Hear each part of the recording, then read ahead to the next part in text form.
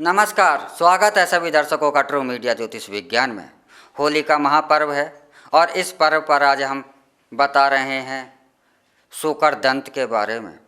शुक्रदंत, शुक्र कहा जाता है संस्कृत में, शुक्र कहा जाता है और हमारी हिंदी भाषा में सूअर कहा जाता है। यह सूअर का दांत, सूअर का नाम सुनते के साथ ही मन के अंदर एक घृणा सी पैदा हो जाती है, लेकिन यह सूअर का दांत जो है बहुत बड़ा चमत्कारी माना जाता है।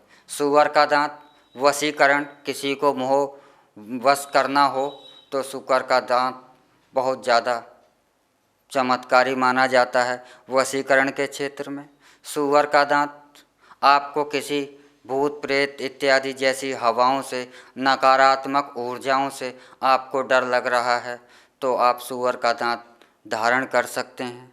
सूअर को जो है भगवान विष्णु का ही वराह अवतार का रूप माना जाता है। लेकिन सूअर की उत्पत्ति कैसे हुई, इस पर भी हम थोड़ा सा प्रकाश डालते हैं। प्राचीन काल के अंदर जब ब्रह्मा जी सृष्टि का निर्माण कर रहे थे और उन्होंने सृष्टि के निर्माण के लिए जब जिस भूमि की आवश्यकता थी, उस भूमि पर वृत्रासुर नामक दैत्य अपना तकिया बनाकर सोया हुआ था और यह भूमि सागर के अंदर ही विलीन थी।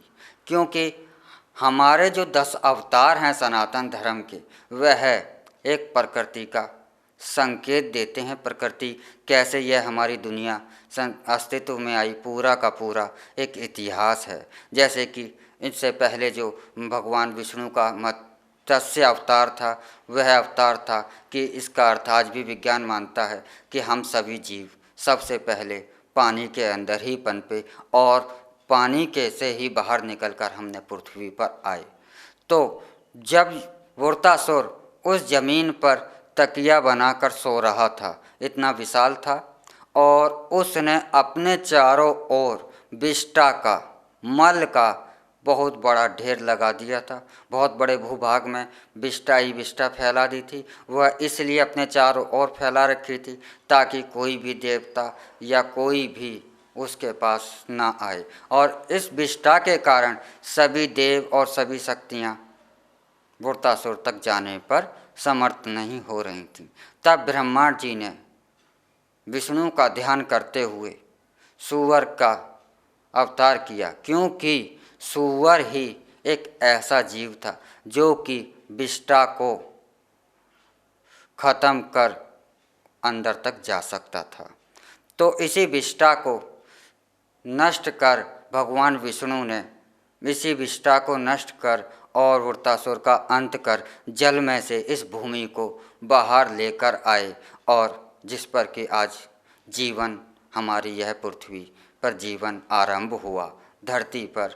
तो इसी सूअर का दांत जो है भगवान विष्णु के रूप में ही अगर धारण किया जाए तो इस सूअर के दांत से आपको वशीकरण के क्षेत्र में भी बहुत ज़्यादा सफलता मिलती है। जो भी सूअर का दांत अपने गले में धारण कर रखता है वह सामने वाले को अपने आप में वशीभूत कर लेता है। सूअर का दांत धारण करने से नकारात्मक ऊर्जाओं का नाश होता है। जहाँ भी सूअर का दांत जिसने भी धारण किया हुआ होता है उस पर नकारात्मक ऊर्जाएं प्रभावित नहीं करती हैं, और यह नज़र टोने टोटके जैसे अगर किसी ने प्रयोग आप पर किए हुए हैं तो सूअर का दांत धारण करने पर ऐसे प्रयोग निसफल हो जाते हैं। यह प्रयोग टोने टोटके के यह प्रयोग कामयाब नहीं होते, और इनसे सूअर का दांत जो है सुरक्षा रखता है। आपके व्यापार की वृद्धि भी सूअर के दांत को धारण करने से होती है।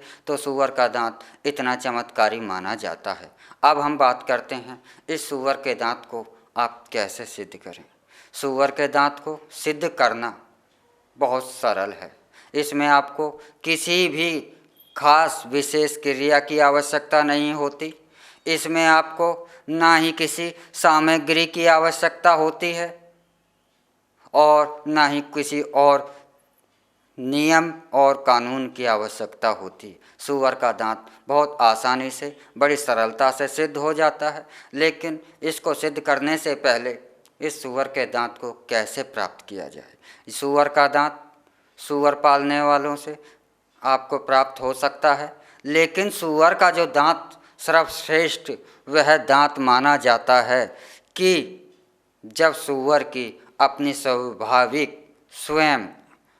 स्वाभाविक मृत्यु हो जाए, तब उस सूअर का दांत प्राप्त किया जाए तो वह दांत सबसे ज़्यादा शुभ और सर्वश्रेष्ठ माना जाता है। इस क्रिया के लिए आप ऐसा दांत प्राप्त कर सकें तो यह आपके लिए बहुत ही अच्छा होगा, क्योंकि यही सर्वश्रेष्ठ दांत होता है धारण करने के लिए।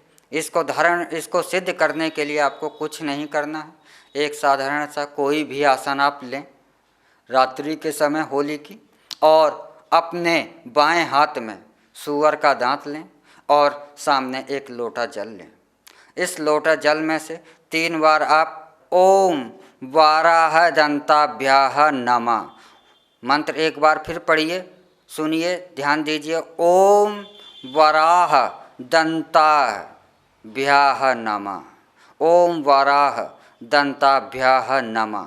इस मंत्र का 108 बार आप जाप कर लीजिए और भगवान विष्णु के वराह अवतार को प्रणाम कर उनसे अपनी प्रार्थना, मन की कामना कहकर इस दांत को ताबीज में बनवा करके आप गले में धारण कर लीजिए। और इससे आपको जो भी आपको सिद्धि चाहते हैं, जो भी मन की कामनाएं हैं, सूअर का दांत इन कामनाओं को पूर्ण करने में सक्षम माना जाता है। ऐसा विश्वास काफ़ी समय से लोगों के बीच में प्रचलन में है। इसी के साथ हम आपसे इजाज़त लेते हैं और अगले एपिसोड में हम फिर मिलेंगे एक नए विषय के साथ, एक नई जानकारी के साथ। तब तक आप हमारा ट्रू मीडिया ज्योतिष विज्ञान को लाइक, शेयर, कमेंट करना ना भूलें, और जो दर्शक हमसे नए जुड़े हैं वह जल्द से जल्द सब्सक्राइब कर लें, और हमारे द्वारा दी गई जानकारी आपको कैसी लगी इस पर कमेंट करना भी ना भूलें। ओम नमः शिवाय। भगवान भोलेनाथ सबका कल्याण करें।